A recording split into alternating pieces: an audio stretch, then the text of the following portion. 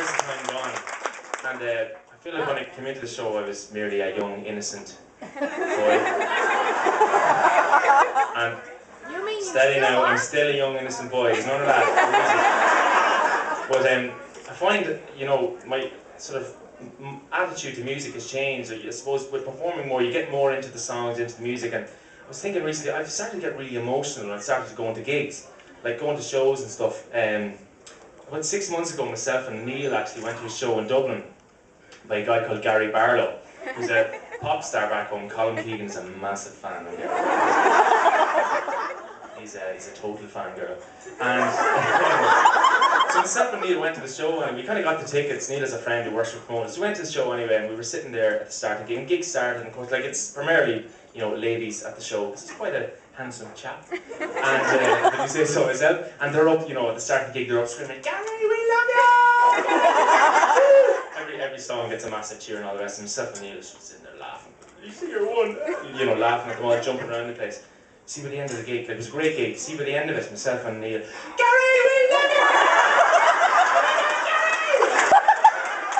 So, you know, just really got into it, and of course, the last song, we were sort of sitting up on the tiers a bit, and we looked down the crowd, and front row centre is Colin Keegan standing there, throwing his knickers up on the stage.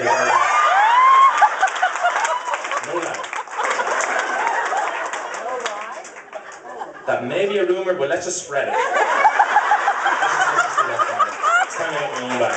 But no, seriously, I'm getting more emotional, and I remember I went to the cinema actually with Colin about a couple of months ago before we kind of came away, and we went to see, it was Toy Story 3 actually we went to see. We grew up watching Toy Story, you know, those sort of movies, and by the end of the movie I was actually getting really emotional because it was the end, it was the end of it. And I remember I found myself, you know, before the lights came up, I was crying.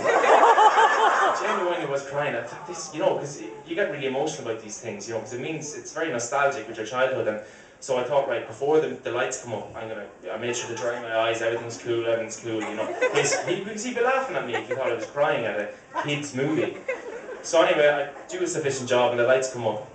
I'm sitting there and I look to my right. And I'm all worried about, you know, him thinking that I was going to be crying. I look over and his face is drenched.